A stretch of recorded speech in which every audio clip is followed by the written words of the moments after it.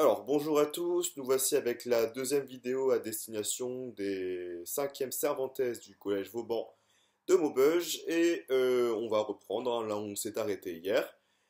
Donc hier, je vous avais demandé de vous renseigner un peu sur le début de la séquence, sur l'imaginaire, l'imagination, contraire, réalité, fiction.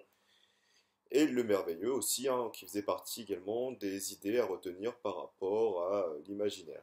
Donc je vous avais donné ensuite à donner à lire le début, hein, un premier document, donc Harry Potter à l'école des sorciers, hein, qu'on ne présente plus, écrit par J.K. Rowling en 98.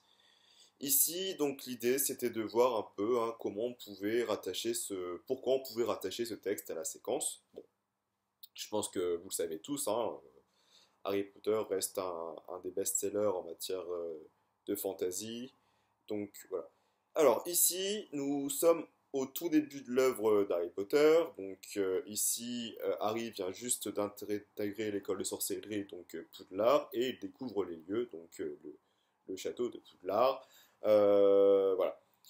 Et il se passe quand même pas mal de phénomènes particuliers, hein. On y voit des portes qui refusaient de s'ouvrir, d'autres carrément comment dire, il y avait des escaliers qui bougeaient dans tous les sens. Voilà. Et on peut dire en quelque sorte que ce lieu est particulièrement animé. Et on peut souligner en fait l'idée d'une personnification. Donc une personnification, c'est quoi? C'est le dé de donner hein, des caractéristiques humaines à des objets qui sont d'habitude inanimés. Et ici, J.K. Rowling utilise la personnification afin de rendre son univers beaucoup plus merveilleux. Par exemple, ces fameuses portes qui refusaient de s'ouvrir si on ne leur demandait pas poliment ou si on ne les chatouillait pas au bon endroit. Donc ici, en fait, on a l'impression que les portes se comportent comme des êtres humains. Ce pourquoi on peut dire qu'il s'agit ici d'une personnification.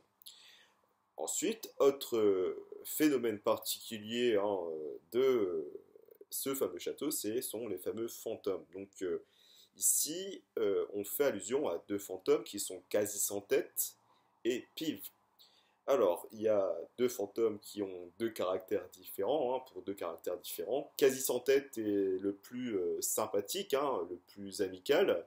Il veut toujours aider hein, les nouveaux élèves, surtout ceux de Gryffondor, à trouver leur chemin, tandis que Pive, lui, c'est l'esprit frappeur, hein, et en fait, il joue des mauvais tours. Donc voilà, ici, on est en plein dans l'univers de la fantasy et aussi du merveilleux. Du merveilleux, car ici, on est dans un monde qui est totalement à part, on est vraiment dans l'imagination, dans le sens où le château de Poudlard n'existe pas en vrai, bien sûr. Voilà, donc on va continuer avec les questions. Je vais vous redonner d'autres questions. Alors, par rapport à ce premier château, est-ce que vous pouvez dire s'il est particulièrement accueillant, angoissant, ludique? À vous de justifier. Quelles sont les deux fonctions, comme je vous ai dit, des deux fantômes qui ont été cités?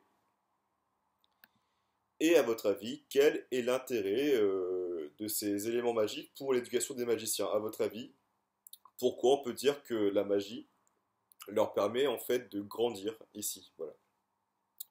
Ensuite, en bonus, ce que vous pourrez continuer demain, je vous invite en fait à décrire le collège Vauban en quelques lignes en y et intégrant en fait hein, des éléments de merveilleux.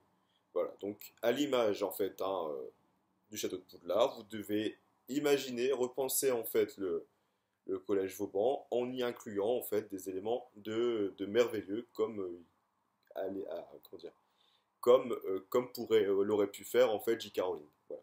Donc je vous remettais, je vais tout vous remettre ça sur Pronote. Donc je continue à répondre à vos questions. N'hésitez pas voilà, à me faire part de vos problèmes de connexion. Voilà. Et je vous donne rendez-vous, donc, comme il est prévu, donc jeudi prochain, ou vendredi, je ne sais plus, sur la plénière qui est organisée. Allez, bon courage et à demain.